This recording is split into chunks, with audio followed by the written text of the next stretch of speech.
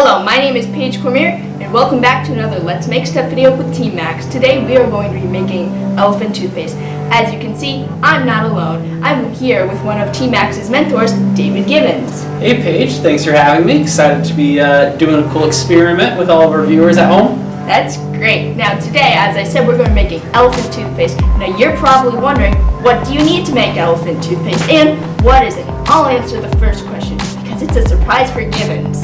Alright, so the first thing you're going to need is a clear water bottle because it looks better that way. What you're going to need next is half a cup of hydrogen peroxide. After that, you are going to need 1 packet of yeast,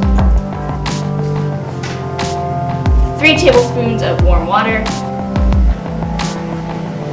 1 tablespoon of dish soap. Yes. Are we gonna get messy here? Oh, definitely. So it's a good idea to roll up your sleeve. Paige, one other thing. What about safety though? Especially if you're a young child. Anything we should be considering before we begin? Well, since this project uses hydrogen peroxide, safety goggles are a good idea, especially if you're a young child.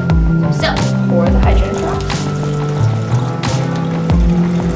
Now, this is the place where you could add 8 drops of your favorite color food coloring if you wanted to. We are not doing it with food coloring, however. And then, can you add the dish soap? What you can do is combine the yeast and water to activate the yeast.